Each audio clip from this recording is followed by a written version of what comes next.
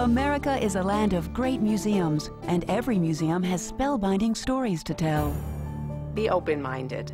Art is not something that ended 100 years ago. If there are 1,000 people in the museum that day, there should be 1,000 different experiences. Look and look and look. That's the aesthetic experience. MoMA, the Museum of Modern Art in New York City, in our time. Next on Great Museums. Major funding for great museums is provided by the Eureka Foundation, dedicated to the educational power of television and new media. Exercise your curiosity. Explore America's great museums. Knit into the urban fabric of Midtown Manhattan, the Museum of Modern Art, affectionately known worldwide as MoMA, is a 21st century think tank for art. At MoMA, the two big questions are, what makes it modern and what makes it art? There's something here that captures the imagination, that gets you thinking, that makes you hungry to learn more about not just modern art, but art in general. I'm constantly confused by works that come in front of me. At times, you look and you say, I have no idea what this is. There are so many artists making art today, making new art, trying things that haven't been tried before. I think a large number of visitors probably are shocked, but you can have many works of art venture into new areas and give people a totally different concept of art. People who are coming to visit MoMA, I hope they will do one thing, and that's enjoy themselves. Of course, as the print curator, I'd love them to rush right to the print gallery, but I think meandering around the museum is really the most rewarding way to do it. It's an extraordinary opportunity to recognize that art is not something that ended 100 years ago, but that is vital and alive today.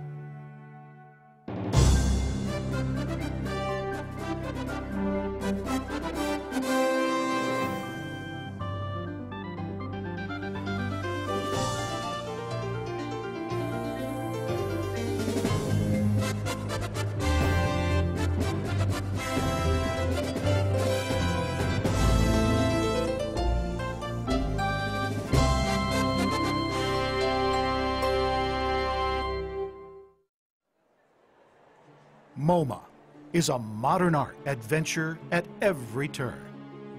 I was with my brother and I grabbed onto him and I was like, oh my God, look what it is. And he was like, why? I'm like, it's water lilies. I was like so close to it, and like it was the actual painting. Like you try to think what the artist was feeling, and like that he was that close to the canvas as well, and it's amazing.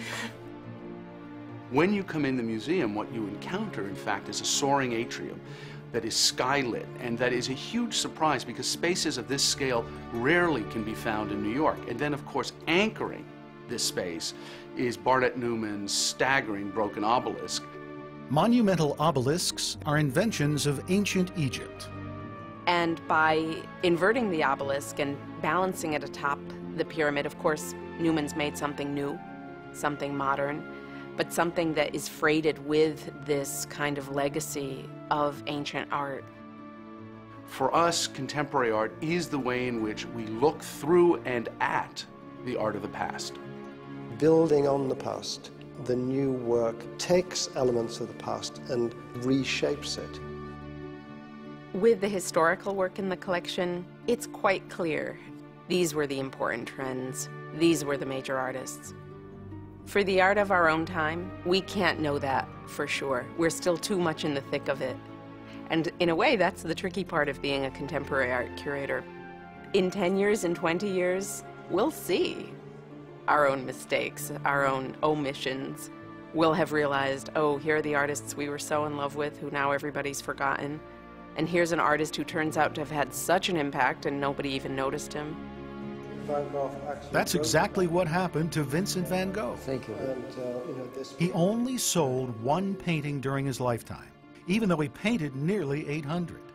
One of these, The Starry Night, is now one of the world's most celebrated images. Actually, there's something strange about this picture. It's a beautiful thing, but it's sort of dislocated in its parts. In a radical break with tradition and reality, Van Gogh painted The Starry Night from his own imagination, not from the scene.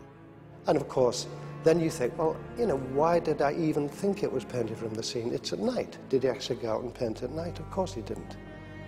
The sky swirls, the stars explode. The moon is the color of the sun. The paint is so palpable, it's so fresh and intense in terms of the color, in terms of the texture, in terms of his giving a piece of himself to us in that painting. And you can see the glimmer of the paint against the light and the thickness of the paint. And it's as if Van Gogh might have painted it yesterday. Of course, he painted it well over a century ago.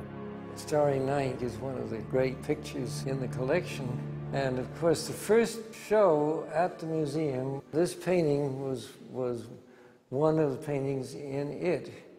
We were founded in November of 1929, not an ideal moment to open any kind of institution in America.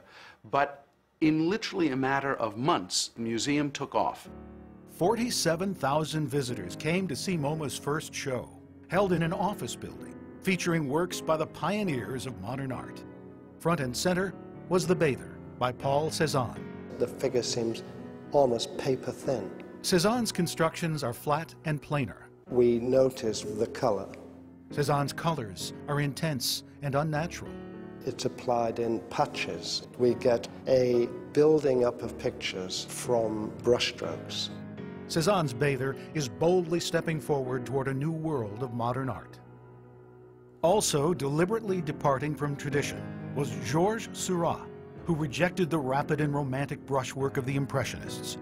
To capture the look of natural light, he constructed a system of colored dots called pointillism, based on the science of optics. And Paul Gauguin not only abandoned Impressionism, he abandoned civilization for Tahiti, where he expressed the exotic through flat forms and violent colors in his paintings, and most daringly in his woodcuts. He treated woodcut with such energy and really released this kind of primal force from the wood block. He actually revolutionized the woodcut medium with this group of woodcuts. At MoMA, the modern art of any age is not the newest, it's the next. It's the experimental that becomes the established.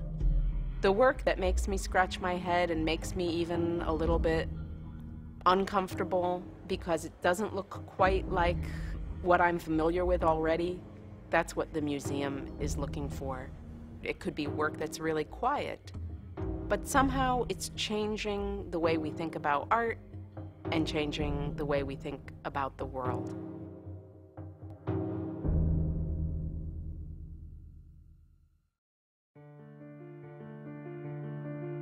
Going through a museum like this, you're aware that modern art is many things. It's like political parties who are vying for the attention of voters. You know, there's the Cubist party and the Surrealist party and the Futurist party, each of whom offer views on what modern art should be. The symbolists, led by Redon, used art to show the depths of man's soul. Expressionists like Edvard Munch used distortion and exaggeration to convey emotion. And the Fauvists, as in Wild Beasts, believed that art should look like art, not nature. And color should be intensely vivid. The master was Matisse. Matisse has this amazing ability to compose with color. You can actually see him making pictures about the relationships of color. Fauvism was short-lived, but Matisse's commitment to color was anything but. The Red Studio is one of the most popular pictures in the collection. Its popularity maybe at times hides the just extraordinarily radical nature of what Matisse has done. The idea of using one color to flood an entire picture. When he finished it in 1911, the Red Studio was considered the flattest easel painting done to date. Traditional illusions of depth and dimension slyly disappear. There is only color. When you look more carefully at it, you begin to see it as a work of art that actually is full of puzzles. The room actually doesn't have walls and floors that connect to each other. The clock doesn't have hands on it. There are all sorts of aspects of the painting that are essentially designed to trip us up. This is actually something which artists do. They use the puzzlement as a way of engaging the viewer. At first glance, the piano lesson by Matisse seems simple enough. But what is really intriguing about the piano lesson is the psychological charge that the painting has. Peering over the boy's shoulder is his prim piano teacher, or perhaps his mother. We then look to the other side and see what seems to be a naked woman sitting in the corner. Or should we think, in fact, that the very severe music teacher figure and the extremely sexual nude in the corner are actually there to represent different kinds of experience? You know, the life of the mind and the life of the senses. On the piano top is a metronome, measuring time and tempo, the beat of its pendulum swinging between two extremes. And the angle of the metronome is reflected in the shadow that cuts across a young man's face. And what you understand there is the power of concentration that that young boy must feel, but also the pressure that must be there because of his mother's gaze on him. And I find it absolutely extraordinary how much Matisse can get out of this picture, how much psychological depth can be there, and yet the eyes, the nose, the mouth, the evident elements that would normally reveal the psychology of the work are almost hidden.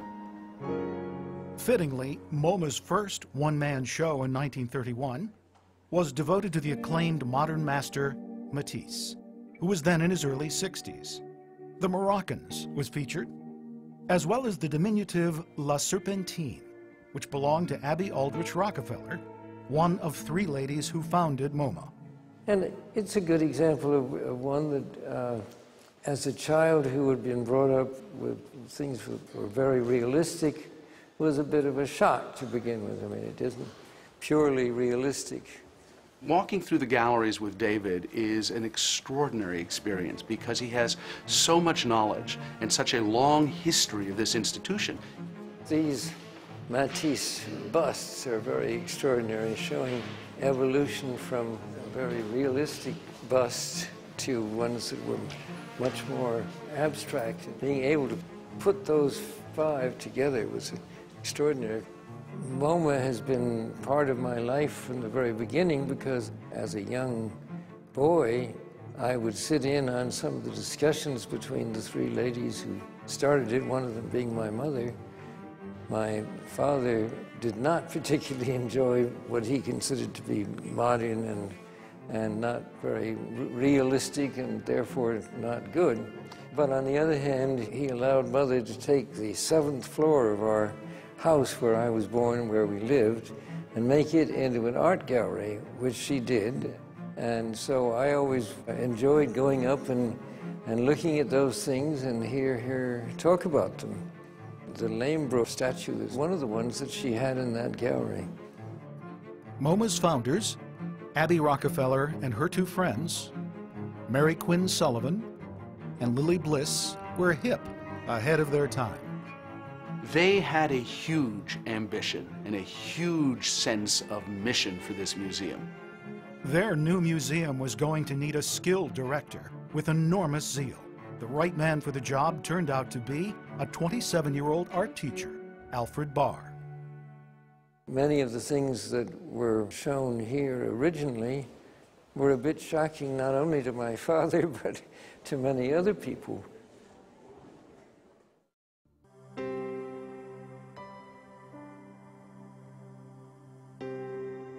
Alfred Barr, the founding director, believed in a museum which would encompass all the visual mediums. So that included prints and drawings and painting and sculpture, photography, architecture and design, and film and media. And it was this idea of a total work of art, where the environment, the objects, everything is pulling together to achieve a single purpose. Barr saw that MoMA itself could could be the launching pad for a thoroughly modern America. The 24-year-old architect Philip Johnson shared his vision. Philip Johnson occupied probably more roles at this museum than anyone else, as a trustee, as the head of our architecture and design department, as one of our greatest collectors and donors, and also as an architect of the museum. In 1932, Barr asked Johnson to establish MoMA's Department of Architecture and Design, beginning with an exhibition featuring Walter Gropius's model for the Bauhaus, the famous school of art, architecture, and design in Germany. Before World War II, Europeans like Dutch architect Gerrit Rietveld ruled modern architecture and design inside and out. His famous red-blue chair and this model for the Schroeder House in the Netherlands reflect the 1920s trend towards simplified, geometric, even abstract forms, which Barr dubbed the international style. Only a few American designers, like Tiffany or Sullivan or Frank Lloyd Wright, were known internationally. After the war, you have a whole bunch of new materials that had come into common usage during the war. And so there was this huge explosion of American design.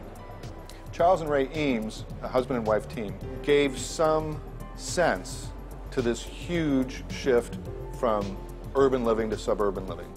What says 1950s suburbia better than a lounge chair? They ran a studio that was really about experimentation, fiberglass, plywood, spun aluminum, all of these things that were sort of byproducts of the war effort. They really were committed to this notion of the low-cost, democratic household. The good design was accessible to all and not just a privilege of the very wealthy. The biggest object in MoMA's architecture and design collection is the museum building itself. MoMA is a soaring, light-filled museum, home to 6 floors of art, endless views of the surrounding city, and the serene sculpture garden. No matter where you move through the museum, you always have a visual reference back to the garden.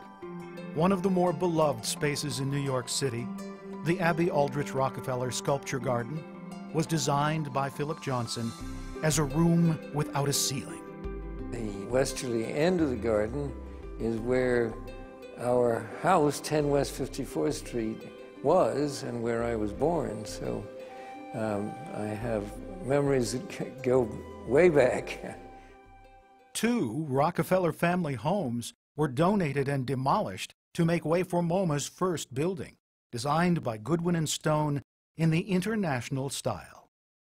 In 1939, museum president Nelson Rockefeller and MoMA trustees celebrated MoMA's 10th birthday with the opening of the new $2 million building and a Picasso retrospective.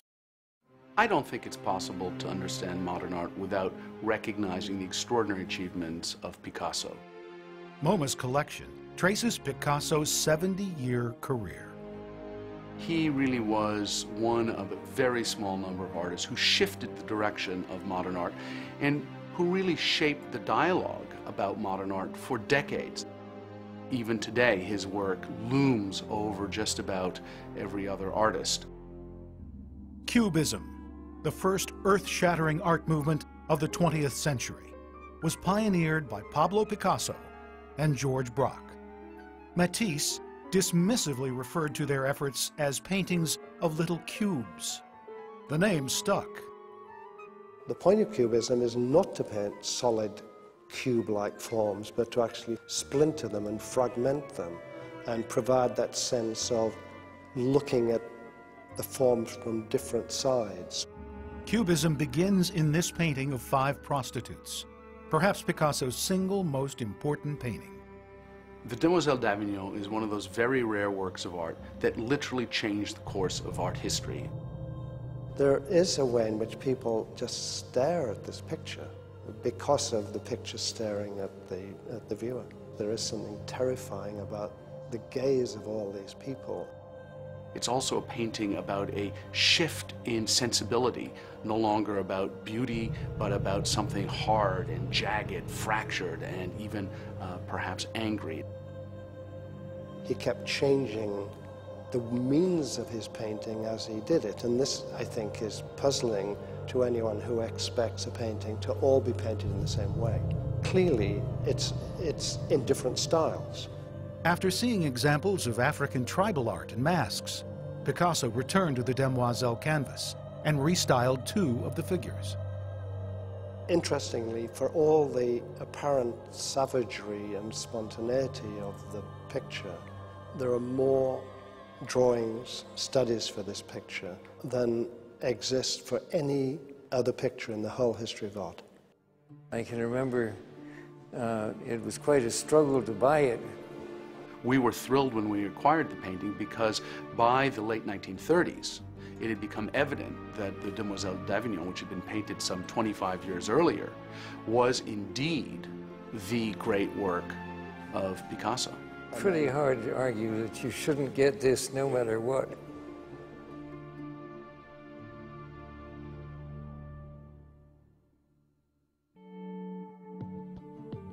The greatest way to appreciate art is to look and look and look. The more you look, the greater it'll be for you. It's just an endless source of pleasure. That's the aesthetic experience.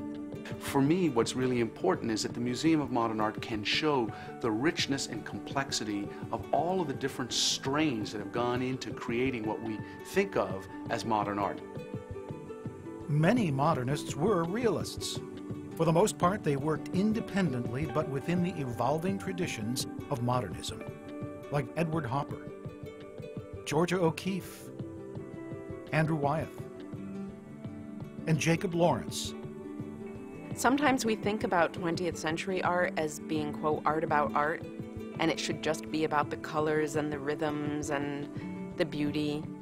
Lawrence went against that cliche and felt that no, art can tell a story. And that's where, of course, the great African-American storytelling tradition fed into his visual goals. Jacob Lawrence's Migration series portrays the experiences of the more than 1 million African Americans who migrated from south to north between 1915 and 1920 in search of jobs and better lives. He was a product of Harlem, and he made, I think, his greatest works in these narrative series, such as the Migration series, working, for example, with modernism's emphasis on a very flat surface, not a whole lot of depth and illusion. This is a teacup, saucer, and spoon covered in fur. Merritt Oppenheim, one of the great surrealist artists, is really a fascinating woman. With an obvious flair for the unreal, it's a cup that could bite back. Everyone who looks at it is mesmerized because, of course, it's so incongruous. What's the fur doing inside the teacup? What does it mean? How would you use it? Could it be used? And, of course, each one of those questions triggers the imagination to think about all sorts of strange and wonderful things. The word surrealism, I think, is the only word for a modern art movement which really has entered the common vocabulary. You know, that we all talk about things being surreal, meaning, I guess, you know, so unusual as almost to be, you know, not real. The Surrealist Manifesto of 1924 defined the style as pure psychic automatism. Surrealism is about the mind, it's about the imagination, it's about the unconscious or the subconscious. When people saw Miraut's Birth of the World in 1925, they had no doubt that its inspiration was not of this world. The background suggests an infinite expanse inhabited by a black triangle and a thin yellow line attached to a balloon or a sperm. Miraut made a practice of making an abstract language. So even though you see what looks at first sight like a totally abstract composition, it usually is based on some aspect of reality as we know it. So here you have a family scene with a parent, perhaps the mother, a father figure here. Interestingly, the woman is more prominent, and a little child here, a sun, some clouds. Miro stuck close to reality and to humanity. So even though you might not be able to figure out what his sign language really meant, to him it was some kind of a symbol of either humanity or the cosmic forces. These intriguing elongated sculptures are the creations of another surrealist, the Swiss artist Giacometti, who was summoned to a surrealist tribunal for slipping back into working from a live model. Giacometti, who considered himself a realist anyway, positioned the figure in empty space in order to see it better. Salvador Dali is synonymous with surrealism. In the late 1930s, when Dali was formally kicked out of the group for his politics, he declared, "I am surrealism." He was right. The beauty of Dali's early paintings is this almost photographic painting style which we associate with realist art, being used to persuade us that these utterly unlikely things are real. Dali was the one that introduced me to art, fine art. He's my most favorite artist of all. I love Dali. Salvador Dali painted the persistence of memory in his 20s. One thing which surprises many people is how small this picture is. I mean, tiny. Its smallness is part of the way in which it convinces. I mean, it's like looking through a peephole.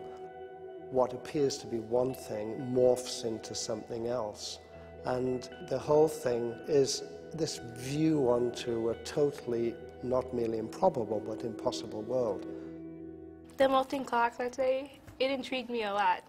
And when I saw the portrait of him, his picture, his mustache was up, and so I started to like him even more, you know, because he looked weird, and that's what I like about him, because he's so weird.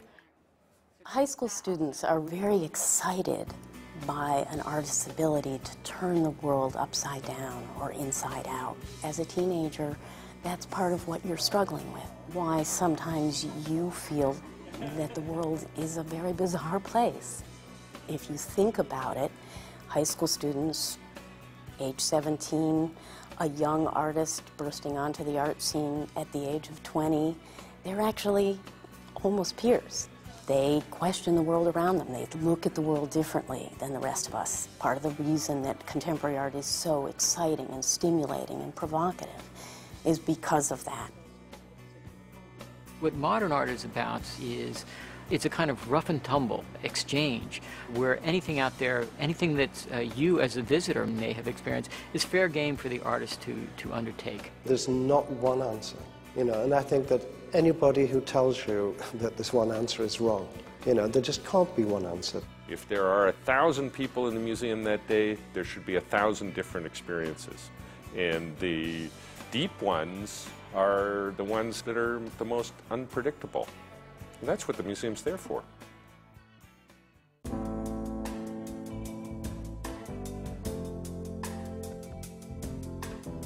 We have one motorcycle. This was given to us by James Gilbelman III and the Tropical Gangsters Motorcycle Racing Club. People look at this motorcycle and say, boy, that's beautiful. That's a beauty. Now, they don't mean beautiful the way they mean a painting's beautiful. It's a different kind of beautiful that really is part of the world of design. Up until the Black Shadow, motorcycles were really bicycles that had been motorized.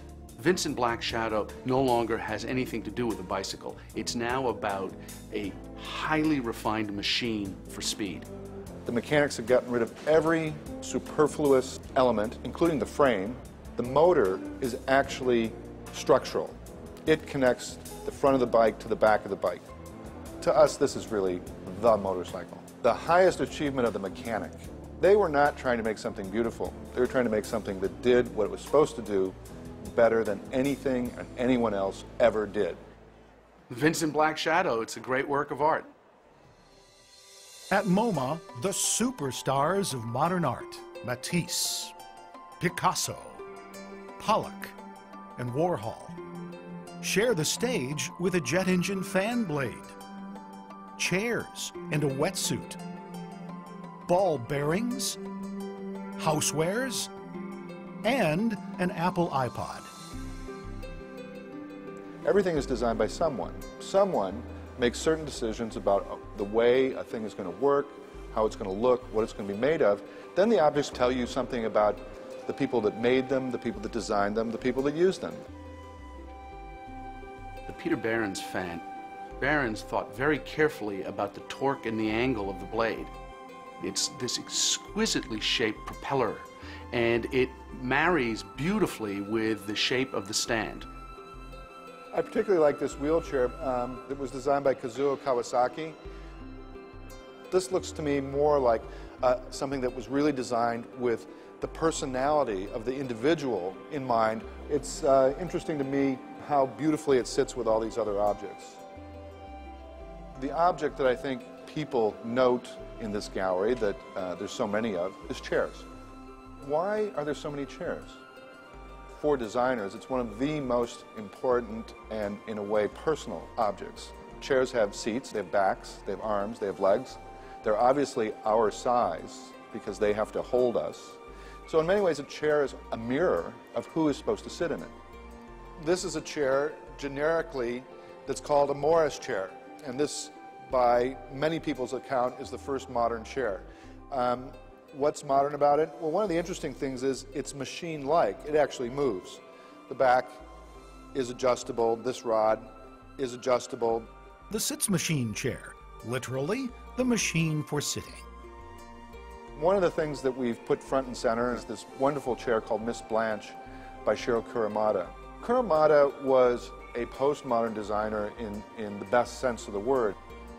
Postmodern designers emphasized, how does this make me feel? Miss Blanche evokes a kind of Tennessee Williams image of a southern gentility, and there's these plastic roses suspended in acrylic. As the sunlight passes through the clear acrylic, the roses cast their shadows on the ground. Miss Blanche is moody. She's melancholy, by design. When the museum was founded in 1929, it was still adventurous to make a museum for the modern arts in the traditional mediums of painting and sculpture and drawing and printmaking. But it might have been even more ambitious to say that the museum also needed to collect and study the distinctly modern mediums of film and industrial design and photography. This material had so transformed modern visual culture and modern life that it needed to be in a modern museum whether or not these things were works of art. Some say that photography is what made the modern world modern. The modern art of photography exploded in the 1920s and 30s when a whole new generation of people came along and they said, no, it's okay, a photograph can be a work of art even if it just looks like a photograph. Fundamentally, it hadn't been an art, it had been a business. In the 1920s, Eugene Atget was in the business of making postcards. Here, the Park of St. Cloud near Paris. In any given circumstance, you can make 1,000 different pictures that all look different from each other and therefore mean and feel something different. The viewers of the picture experience only what the photographer is directing them to experience. The photographer's art is to choose very precisely what interpretation he or she wants to deliver. Our photography galleries present an ongoing history of photography in all of its manifestations, from photojournalism to the magisterial work of Andreas Gursky, the documentary work of Robert Frank, the pop approach of Andy Warhol, the movie mythology of Cindy Sherman. Her untitled film stills is a series of portraits, with Sherman playing familiar but fabricated movie roles. The young, good-looking country girl who comes to the city to find adventure, the tough, seasoned woman who's going to stand up to her man, the woman who's just been brought to tears. The audience at large, when they encounter these pictures, they feel right away as if they recognize that role. And of course, that's the genius of the work. Our perception of ourselves is created by the art of the age. The only visual art to be invented in the late 19th, early 20th century was film. We were the first art museum in the world to actually treat film as one of the fine arts. So many artists are turning to video, digital production, as well as film to create powerful images. And moving image works are shown not only in theaters, but in galleries, and actually wherever they might happen to fit in a museum environment. MoMA's first official curator of film, Iris Berry, began collecting film in the 1930s. She went to Hollywood in 1936, traveled all around Europe and the Soviet Union in the 30s as well, looking for films. And rescuing films. MoMA's collection of 22,000 moving image works includes the original camera negatives of the earliest American filmmakers, such as the Edison Company. They were about to be thrown away.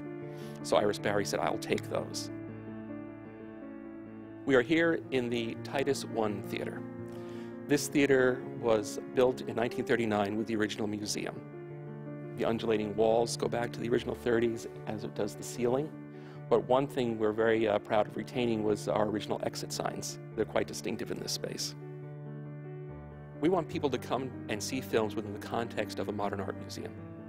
When 100 years from now, film no longer exists as a commercial medium, you will still be able to come to the Museum of Modern Art and sit in a theater like this and have a film projected onto a screen so that you know what people experienced in the 20th century. That's very important to us.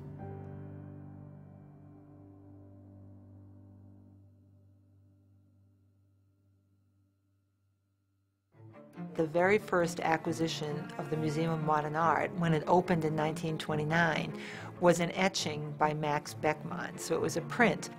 The printing press goes back to the 15th century, and right from the beginning, artists saw the possibility of using a printing press to make artworks. The most obvious thing it can do is it can make more than one of an artwork. The print collection at MoMA contains over 50,000 prints and illustrated books, and covers all the major mediums: etching, woodcut, screen print, lithography. These are mediums that artists love, and they can express things differently in these mediums from what they can express in painting or sculpture, for instance. In a way, MoMA's print department is a collection of record for the artists it represents. We can collect the early, middle, and late work of an artist, not just one or two representative works. So if someone were to come to study Picasso, for instance, to really understand Picasso's work as a whole, it would be very important to study his printmaking. The print room and study center are open by appointment to anyone who wants an up-close and personal look at the collection. Picasso, some consider the greatest printmaker of the modern period. He made over 2,000 prints, and in the 1940s he was introduced to lithography. In lithography, the artist works directly on a heavy stone with a greasy paint or crayon. The oily printer's ink only sticks to the greasy image, which is transferred to paper through a printing press. And so when he was experimenting on this Bull series, he kept going back to the same stone and reworking it and simplifying it. And the printers were appalled at how he was approaching the sacred lithography stone. And the printers said, "Oh, no, no, no, you can't do that. That's not possible. That's breaking all the rules of lithography." But he came out with a really remarkable work. And I'm showing you here 4 impressions of the bull, starting with a very realistic depiction. You see him dissecting it, in effect, making it more and more simplified until he comes to the final state, just a linear depiction of a bull. And I think that this is a dramatic presentation of how Picasso attacked the lithography stone. And what that leaves us is really a record of watching Picasso, standing behind Picasso and looking over his shoulder as he made this bull series. So it's a remarkable opportunity in printmaking. Here are 3 prints from an evolving etching of a falcon by Kiki Smith. She chose etching because etching is so effective at recreating the feeling of the feathers of a bird. In this case, Kiki Smith scratches on a copper plate in just the way Rembrandt would have done centuries before. With etching, the paper is actually pressed into the ink-filled grooves of the metal plate, which makes a raised impression. It actually stands up a little bit off the sheet of the paper, but it gives a very crisp line that's unique to etching. Screen printing has the potential to make dense, saturated surfaces that one would find in advertising. And so the pop artists who were mining popular culture and the media for imagery found that screen printing was the perfect vehicle for them. It was also perfect for Matisse. Matisse used pochoir, a French stencil technique, like screen printing, to create these circus images in his landmark book, Jazz. Matisse was able to achieve that vibrancy with those incredibly saturated colors. It's throughout the whole book, I mean, as you can see. The text is written in the handwriting of Matisse, and that was the idea of the publisher. Oh, there you can see the word cirque. Oh, that's a sword swallower, which is very nice.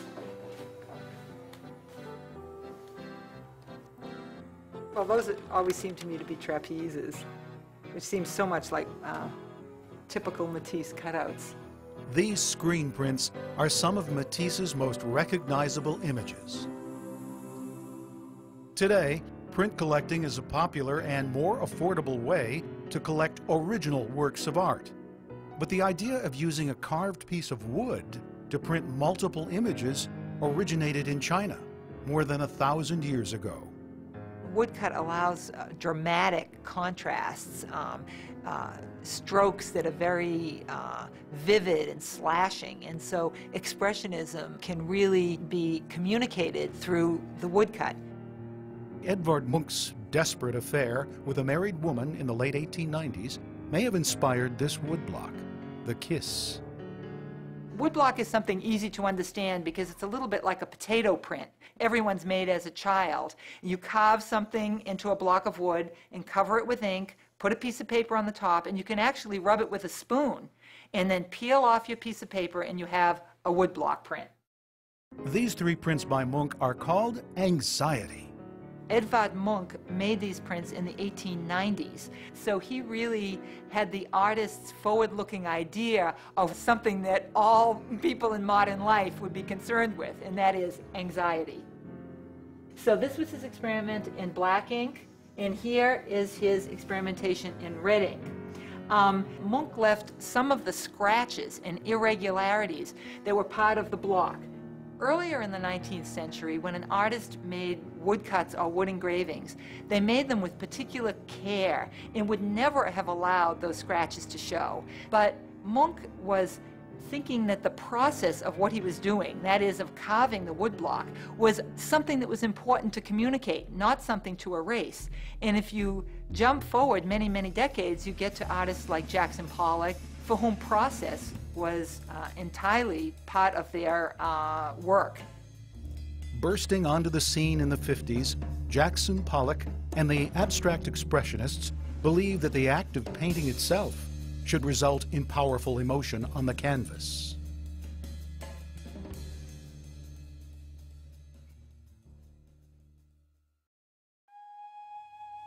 With these 4 panels painted in 1914, the Russian Kandinsky invented abstraction, which he defined as the purposeful playing upon the human soul. By the 1950s, abstract expressionism belonged to the Americans. The 1950s in American painting was a decade of high seriousness. The aim of art was very moral, very ethereal, and abstract. Mark Rothko sought to express the big emotions, tragedy, ecstasy, doom. The Dutch-born American, de Kooning, spent 2 years tediously painting and carving and repainting this portrait of a woman, ferocious, sexual, primal, with bulging eyes and bared teeth and fleshy, shiny pink skin. And Barnett Newman's 18-foot canvas titled Man, Heroic and Sublime reflects great pride that American art finally had an identity of its own. I think that Newman set out to make paintings that were important and that would redefine painting, but I think he was actually profoundly disappointed that nobody seemed to get it. And I think the reason it was so misunderstood and still today puzzles people is it hardly looks as if he did anything. In fact, I think what Barnett Newman wanted you to do is immerse yourself. When you get up to the painting and you start letting yourself be surrounded by the feel of all that color and all that paint, which indeed is carefully brushed on in many, many layers, it's really a whole physical experience. Chief among this hard-living generation of self-involved artists was Jackson Pollock. The Museum of Modern Art is very fortunate in having perhaps the finest collection of Pollocks in the world, and one number 31, in my opinion, is his single greatest work of art. It is an absolutely explosive work of art. The power of those lines as they zig and zag and swirl across the surface create a kind of dynamic energy that's punctuated by sharp little points of color, and there is a tension within that work that is palpable. It's one of those paintings that literally changes the way we understand art and opens up possibilities for a whole new generation of artists. People see Pollock as this great heroic figure who was a drunk and made these strange paintings. But when one looks closely at his works of art, you realize that there is an enormous control there. This is, in fact, where he had control in his life, undoubtedly. In 1947, Jackson Pollock found a revolutionary way of working.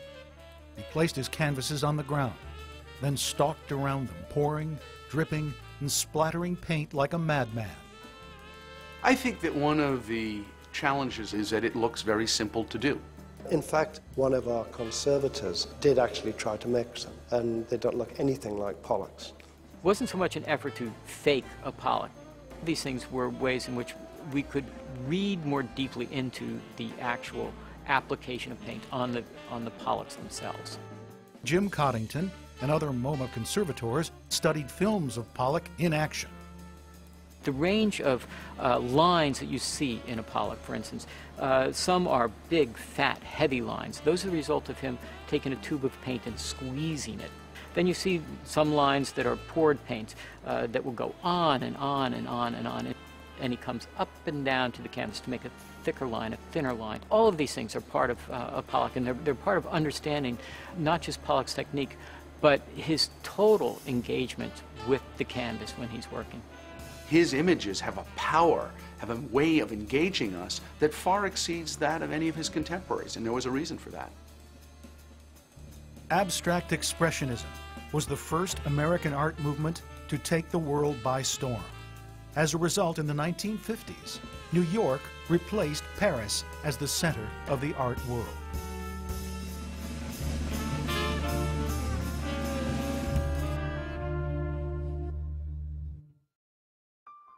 The heart of the Museum of Modern Art is its collection. It always has been. And the development and refinement of the collection is something that we think about literally every day at the museum. What we buy, and what we therefore have available to put on display, are things that challenge us into thinking about, oh, here's a new way to see the world, to put an image into the world that hasn't existed before. Gordon Matta Clark was one of the most influential artists of the 1970s. Gordon Matta Clark took as his medium buildings, specifically buildings that were abandoned or slated for demolition. And in Bingo, we have 3 sections of the facade of a house located up near Niagara Falls. And he went up there, and after cutting the facade of the house, like the grid of a bingo card, and thus the title of the sculpture, took 3 of the sections, rearranged them, and called it a sculpture. And it almost feels like you're looking at the walls of Pompeii. There's still that same poetic sense of the memories of the people who lived in the house, the activities that those walls saw and heard.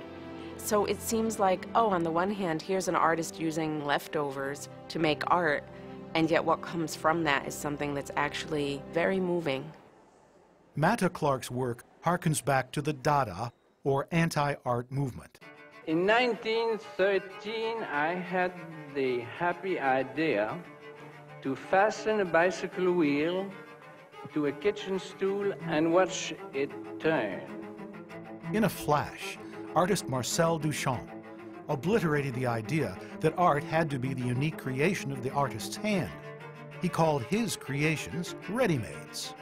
The choice of these ready-mades was based on visual indifference, a total absence of good or bad taste, in fact, a complete anesthesia. Disillusioned by World War I, the Dadaists reveled in irreverence, revolt, and absurdity.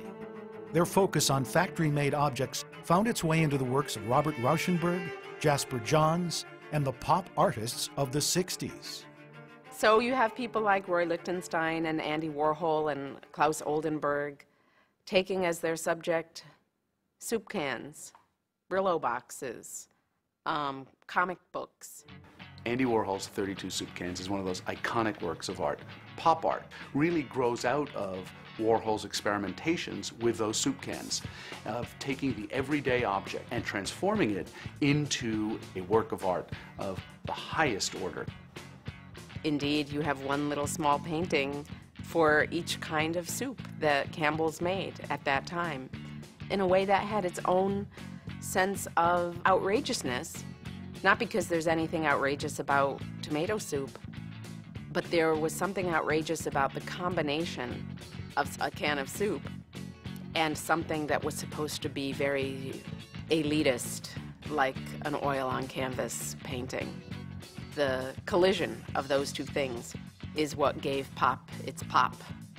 Andy Warhol is unusual in that he used silkscreen not only for conventional prints on paper, but also on his canvases.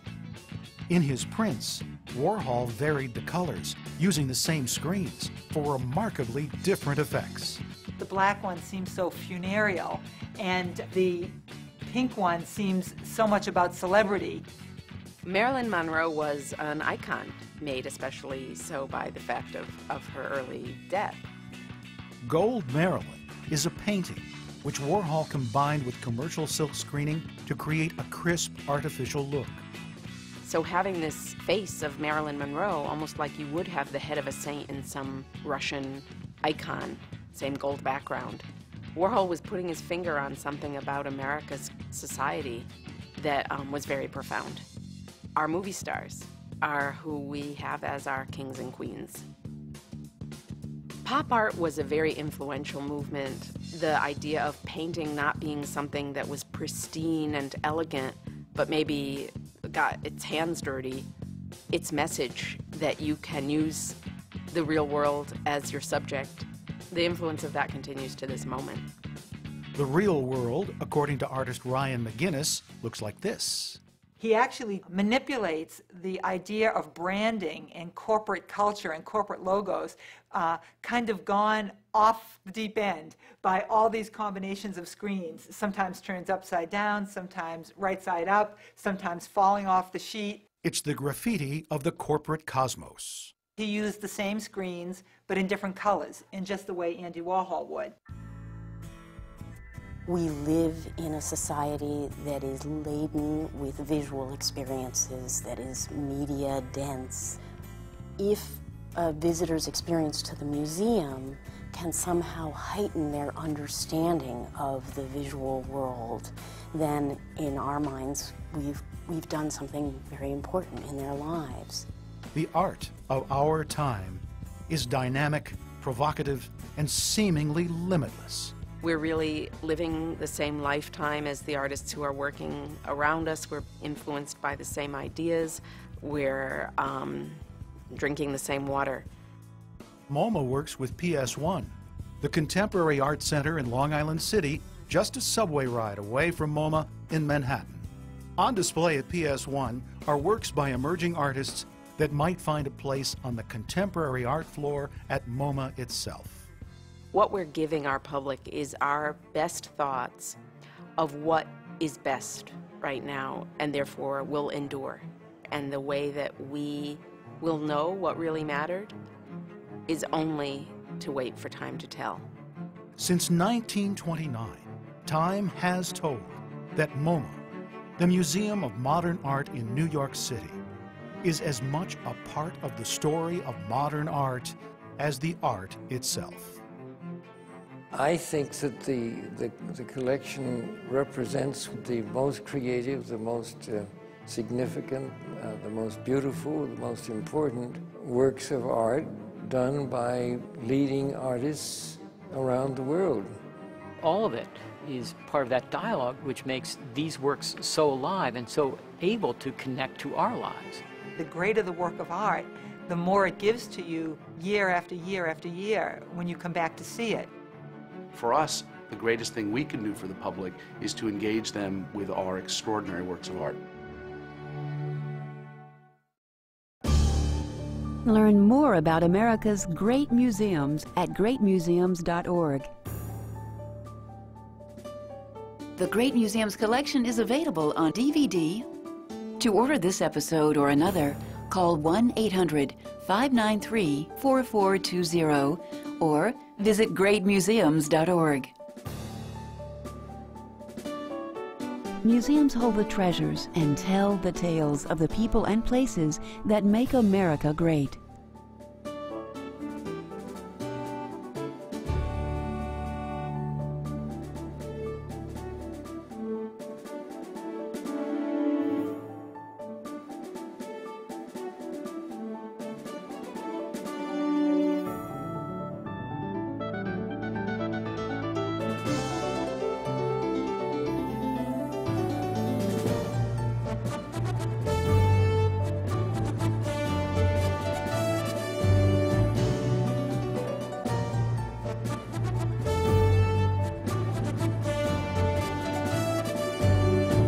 Major funding for great museums is provided by the Eureka Foundation, dedicated to the educational power of television and new media.